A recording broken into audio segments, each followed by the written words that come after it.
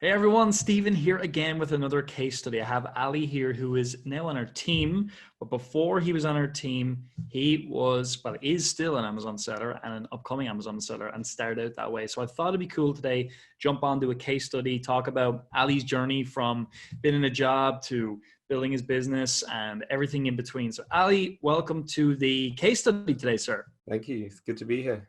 This is your life, by the way. I have a little red book here, and we're gonna go through all the stages of your life today. Does that sound good? Yeah, sounds good.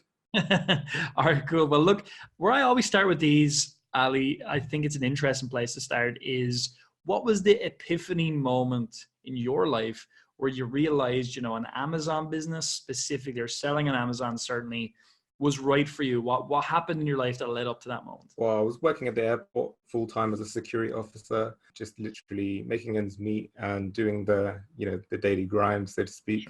I had a previous business as well where I was exporting motorbike parts to the Middle East and Asia, that is. That kind of fell through, fizzled out, and I just needed to find something else to do, which would, be my ticket out of the airport. So Sure.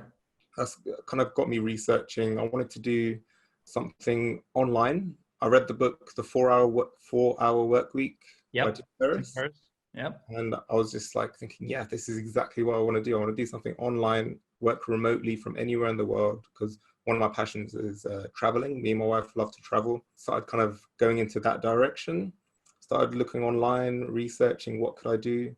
Found a lot of stuff and a lot of kind of directions I could go down. And then I found Amazon FBA.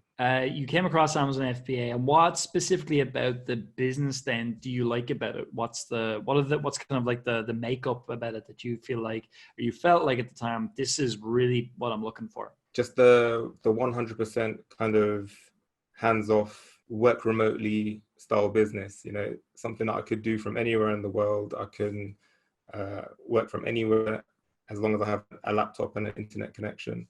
I knew that online selling and e-commerce, I know that there was a lot of products coming to your house that you'd have to manually fulfill and send to customers and deal with customer support. And what I loved about Amazon FBA was that all of that is taken care of by Amazon. Yeah. So that makes sense. And that feeds in with your travel goals, lifestyle, business goals as well, like the freedom goal, obviously. So that's I get that. Okay. So you decided Amazon was for you. And then what happened? Like, did you start researching on YouTube and did you kind of go down a path on your own for a while before you found Marketplace Superheroes, or what was the lead up to that? Yeah, exactly. So I'd look through YouTube, I'd scan Reddit and everywhere online, where like typing in Amazon FBA fulfillment by Amazon.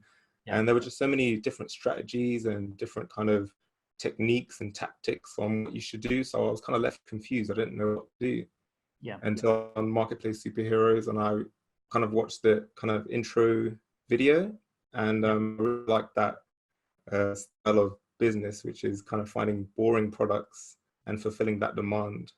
Yeah. So like for you, building that big brand wasn't necessarily a goal. It was more, I want to get a business off the ground. I want to start making some money, make some sales, and start moving towards a day when I can sort of quit my job. Is that what you were thinking back then? Exactly, yeah, definitely. Some of the other tactics that I saw was kind of bring in a hot product and spend a lot of money on PPC, Yeah. give a lot of giveaways, and then you'll be up and running. And that didn't really sound like a sound business opportunity for me. Yeah. Okay, cool. So you joined Marketplace Superheroes and you started working through the process. So what was your early experience like? Did it take you long to find products? How did that go for you? Well, my first year, so I started in October of 2016, Okay. and I didn't launch my first product until around the same time the year after. So Okay. I spent the first year kind of researching, what's the term? Analysis by paralysis by analysis. Yeah. And I was kind of stuck there for a good year, kind of thinking, should I do it? I was kind of unsure about this product. And then, Mhm. yeah, until one kind of moment when I realized that nothing's going to happen if I don't do anything. So I took action and found the best two products that were on my list of about 100 or 200, Yeah. and then went with those two. I launched two products in one go. And so that took you a little bit, about a year or so to get that going. About that, I think that's interesting. That, like, you know, I can see it because I know you quite well now, a lot better than I did know you. And it's funny because, like, I think I was the very same. Like, I mean, I certainly got very stuck early on because, let's face it, we're not used to investing in things, right? Told our whole lives that, you know, businesses are risky and all of that. And you, like I was, you were sort of in a situation where you were trying to protect your lot and make sure nothing bad happened. And obviously you have a wife and a kid as well, a little girl, right? Isn't it? Yeah, little girl. She's going to be 7 next month. Exactly right. So you had your wife and child, and so you didn't want to do anything that was going to obviously put them at risk or anything like that. So that's another thing that plays on your mind. But again, you came to the point where I have in my life, and other people watching this probably will, if they're not already there, where you kind of get to that point where you're just like, do you know, I have to do something, because if I do nothing, as you just said, nothing is ever going to change. And so it took you a while till you had that moment where you just had to make the move. Tell me about when you did make the move. Like, were you scared putting your money down in your products, or how did that feel at the time? Do you remember? Well, I'll talk about how I made that decision first as well. That'd be great. Yeah, that'd be. But I was actually on my honeymoon in Thailand, and we're sitting in the, like, next to the pool, and I started thinking that, because I find that when you travel, you kind of get a bit like a perspective of your own life, because you're kind of out of that bubble, right? I was thinking to myself, I'm gonna be going back to my usual full-time 40-hour week, boring standard life, right? And I thought, no, do you know what? Something needs to change. Something needs to change. And that's what gave me the drive. So when I went back, when I kind of got back home to London, that's when I started taking action. I already had the list. I already had the kind of the knowledge on how to source the products, how to research the products. Yeah. And all I needed to do was just pull the trigger. Yeah, the rest is history. Yeah, I love what they say, right? Because they say if it was all about information, librarians would be billionaires, right? Yeah. And it's true, right? So Exactly. You had the information, right? You knew what to do, but there was that thing holding you back. And it took that travel to get that other perspective, which is what enabled you to really change. And I think that's really interesting. And so let's talk about then when you put the money down, you know, what was the fear factor like, and how did you get over that fear? Or did you get over that fear? Were you terrified while the things were getting produced and all that? How did that feel? I was more excited than anything. I mean, I had it in my mind where if these two products flop, then it's not the end of the world. You know, Yep. I would have learned a lot along the way, which I had. Those two products, when they were in the manufactory, being produced by the factory. Products were being produced. I was kind of like, I needed to know every step. I was like, oh, can you send me some pictures of the products? You know, how they doing? You know, and I was kind of almost micromanaging stuff, which like I've learned. Babies. Not exactly, yeah. And then like a few months later, they got into stock, started selling, but the fear was definitely there. But by the third, fourth, fifth product, I don't even think about it. Well, obviously I think about it, but I don't have to know every single kind of action that's happening as it's being produced. Yeah. So, I mean, like a lot of people, when they sell stuff on Amazon, right, there's sometimes a belief that, well, when something comes in, there's these magical things you do in order to make an item sell or not sell or whatever. And so I'm interested to see, like you said, the items came in, they started selling. Was there anything you did in particular that was magical that made them work? Or was it more, I got the items right in the first place? Or could you pinpoint what made the items do well for you? That's what I'm asking. Yeah, so nothing magic was used. It was all just the research. I found two products that had a few competitors that weren't really doing it well. They didn't have a bonus. They didn't have a good quality listing. Yeah. So I utilized that. I saw that gap in the market, and I made sure that the listing was on point and that the bonus was that added value. When it went live, I didn't have to do anything magic like spend hundreds of pounds on PPC. I did set up a basic kind of campaign with a really low budget, but the product started selling within a week. Great. Yeah. And so, it's fast forward a while later now. How many products have you, you've sold quite a few products at this point, right? It's not just been like 2 products. You've done more than 2. Yeah, that's right. So I have 10 at the moment in the EU. Yeah. And I have 5 in the US. Very good. and I have 2 in production at the moment, just finishing production. That's great. Brilliant. That's brilliant. So as you can see, like once you started getting into the swing of taking action and the momentum of taking action, the momentum almost took on a life of its own. And Yeah. you that place where it's like you're trying to build your product portfolio now rather than hold yourself back by not taking action. Is that a change you've seen in yourself? And if so, maybe can you describe the change in mentality you have now? Yeah, so now because I know that the system works, the business model works, I'm almost kind of projecting, okay, I want to be doing a revenue of XYZ next year. How many products would I need and how many continents? And it's almost just kind of putting that puzzle together and breaking it down into kind of daily activities. Yeah. So Okay. it's more of like a kind of a routine of doing set tasks to achieve my goal. As previously in my first 2 products, it was more like, is this going to work? Yeah. Well, you're Like, watching it. did Yeah. I research it properly? Hmm. And you start kind of second guessing yourself. I guess that nowadays I don't really second guess my actions as much, I Yeah. guess. And so what are some of the actions you take kind of like daily that you feel are important to your ongoing success with your business? Well, we do the bi-weekly reporting of the business to kind of make sure it's running all right and testing different, say, pricings or changing keywords or tweaking PPC.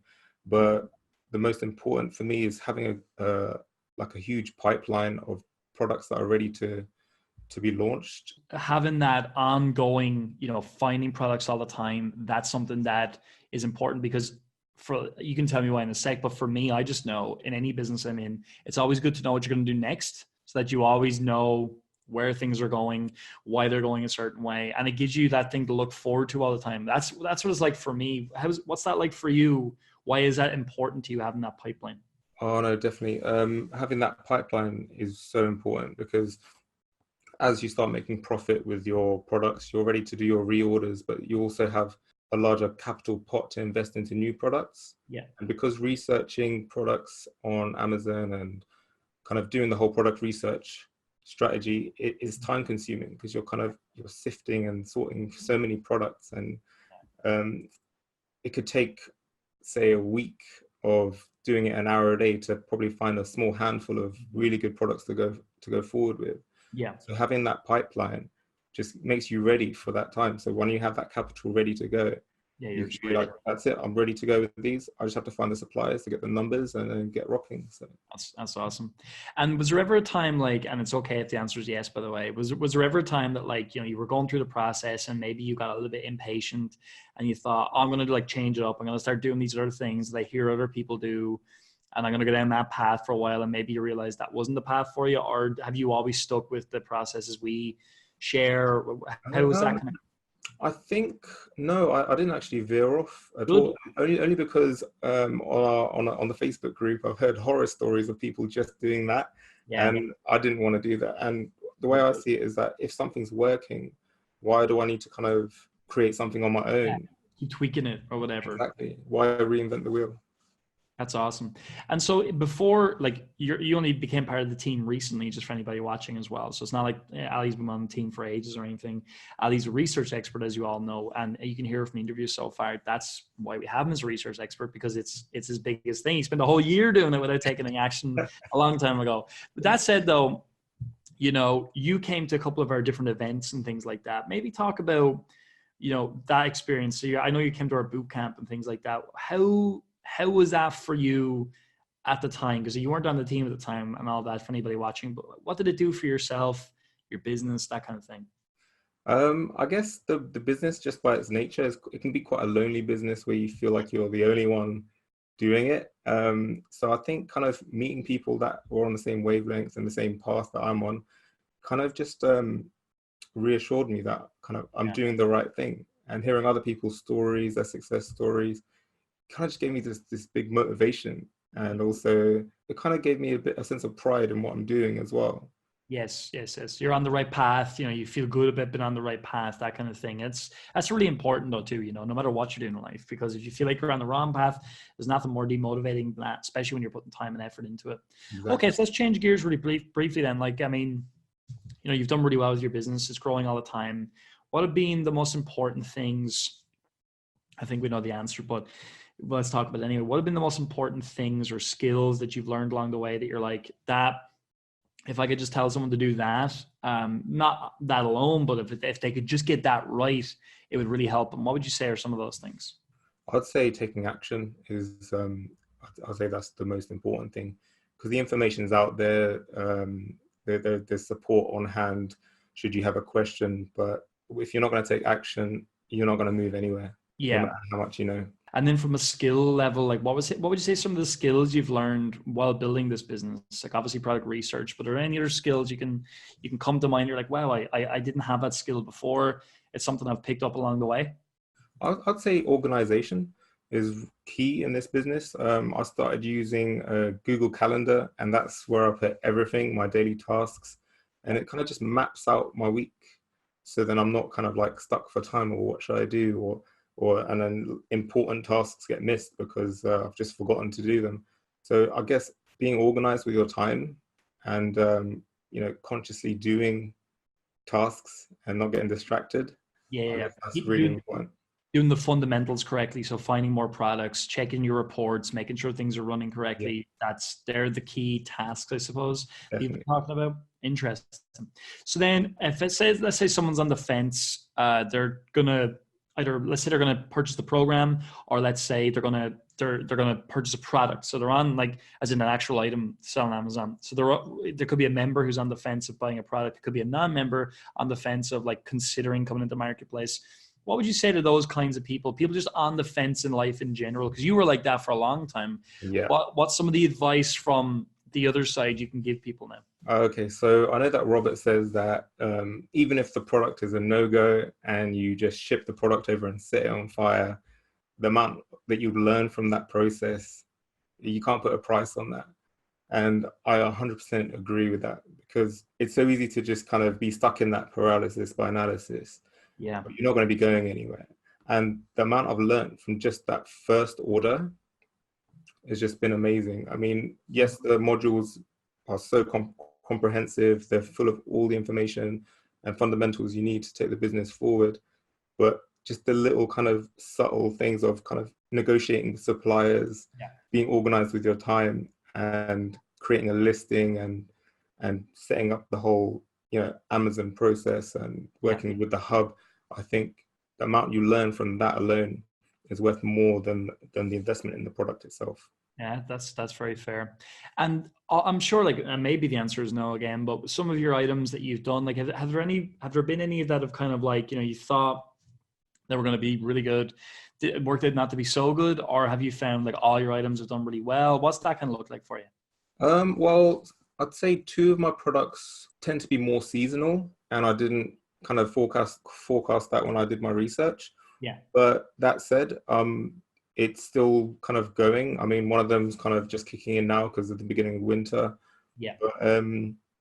But I wouldn't say that it's working so badly that I wouldn't kind of do a reorder. So everything's the seasonality of things. No, I think they're all performing quite doing well. pretty well. In other words, like you took the time to pick the right products, you took the time to research it, so it's kind of doing what you thought it would do. And again, I'm sure you've seen some of your items grow as well quite a bit, right? That they sort of, like, we talk about that slow growth in Amazon, and it goes shoom, all of a sudden. Have you seen that with any of your products? Yeah, it's really strange because like one of my products it took a good 2 months for it to really bed in and start resonating. But yeah, it's really strange how it works. I thought, what have I done? For those 2 months, I was thinking, did I make the right decision?